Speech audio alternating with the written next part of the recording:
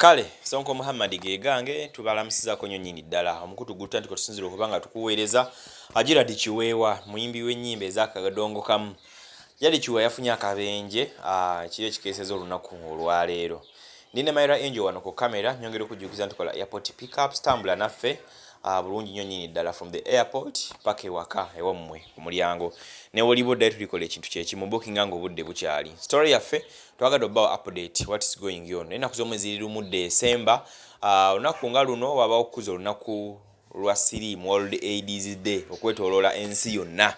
So mwenna abalina obulwadde mumire eddagala. Abatanneekebeza mwekebeze. Abatannasiiga oba kusiigibwa bulwadde buli omu sigala ng'odifendinga side emu oba endala. Akapiira keekwate nnyo bw'onyumira ebintu by'okwepiica ate nga tonna kubeera nga weekebeza. Omuyimbi Gerald Kiweewa. Gerald Kiweewa twamujjukirira nnyo ku mukunja tasera.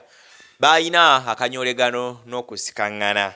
Mujjukira Janza Award zaawo omukunja we yayingirawo n'abeera ng'akyankalanyaawo nga bagamba nti baagenda eggulu we mukulu Sali Musale ye babaweera omutimbe gw'ensimbi mukunja n'atafunako. Gerald Kiweewa yafunye akabenje. Yabadde olunaku lw'eggulo aba muri rehearsals z'ekikadde. Balina ekikadde kigenda okapendinga tomorrow. So yabadde ava mu kikadde omuyimbi Gerald Kiweewa n'abeera ng'ate afuna akabenje akabuze kata kamukutule okugulu because yafunye ekiwundu ky'amaanyi nnyo wansi w'evviivi makatikati g'okugulu awo wansi w'evviivi. Naye lwakuba nti abasawo bagenze okuba nga bongera ogenda amaaso kubanga bamwekebejja ng'ekiwundu kino kye yafunye nga tekyatuuse ku ggumba kubanga kirimenya naye nga yalumiddwa nnyo bya nsusso era alina akalwaliro ka kiriniki akamu kaaliwo wano Makerere Kavule kulira n'ekitebe ekya NUP. So Gerald Kiweewa accident eno yagifunye atya? Gerald Kiweewa bwe yabadde avaayo mu rehearsals z'ekikadde waliwo abamuwadde ku lift ne bamutambuzaamu naye baatuuse nga jaamu yabadde aweerawerako. So kwe kwagala aveemu atakwate bodaboda mwanguye adde wake uwe gy'abeera. Is that Bombo Road? Yeah.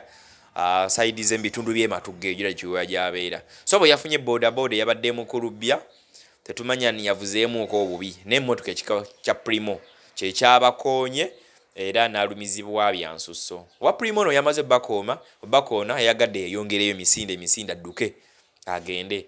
Naye ababadde okumpi awe balabye omuyimbi waabwe wakadongo kamu Gerald Kiweewa nga yafunye obuzibu buno kwe kumutaayiza w'emmotoka eno era nabeera ng'akwatibwa. Kiweewa yatwalidde mu kalwaliro akabadde kaliraanyeewo naye yagenze atambula mpola nga abantu bamukutteko. Mulwadde waffe omuyimbi waffe wuuyo yoga paka mu ddwaliro gyakeesereza olunaku olwaleero era abasawo bakola butaweera okulaba nga Gerald Kiweewa okuguluka okuteerera bulungi nnyo. Ye mukogera mu bigambo bye agamba tali bubi nnyo era olunaku olw'enkya yawakulabwako ku stage ng'era ayimba mu kikadde tajja disappointing abantu be. Sawa de balina plan ezigenda mu kikadde then mugende omukulu Kiweewa agenda kuba ate nga abakuba omubali. Gano tumaze okuba nga tugafuna nkubiddeyo ku mukunja tasera ku kasimu olunaku olwaleero ne mugamba why kitaawo yafunye accident Kiweewa ng'ate kibi naye jjukira nti yali ajinjagaliza konza abange ebyo saaliyo era abadde alina ebirala byabadde akwasaganya n'embeera nga temba ku ssimu. Ze Sonko Muhammad, that is an update.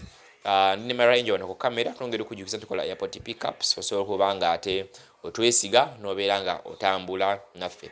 Beti's Touch and Beauty Studio basange buloba lugudo itamu ludde ensangi ku nsonga y'okunyira kupangisa gomasi ez'omulembe makeup w'omulembe ku stylinga nviiri kutimba ku mukolo gwo n'okuyigiriza byonna nga mbyogedde Betty abikolako. Enamba zola ku squeeze back zirimu ebifaananyi bya makeup ye Betty ojja omufunye bulambalamba. Leero olunaku lwa Siriimu nyongera okubajjukiza okwekuuma kikulu nnyo twekebeze abali ku ddagala temulivaako munywere munnange obulamu bujja kubanga butambula yo si enkomerero wadde olina kawuka akaleeta endwadde ya Mukenya. Sonko Muhammad sinkane program zaffe endala. Assalamu alaikum wa rahmatullahi wa barakatuh. Mune Uganda tukwaniriza okuva ebweru era nga tuli beeteefuteefu okutambuza. Tulina obumanyirivu mu kuvuga ate era ku miwendo egisaanidde. Kati nno gwe yeetaaza okupikinga ku kisaawe okutuusa ewaka ewuwo tweyune ate era naawe ateekateeka okugenda ebweru twekwate tukutambuze okuviira ddala ewaka paka ku kisaawe. Kati nno mwanattu toddamu kumenyekana migugu ng'entambula weeri tukubire ku ssimu noti 7 noti 6 94 729 oba noti 78 29 52 155.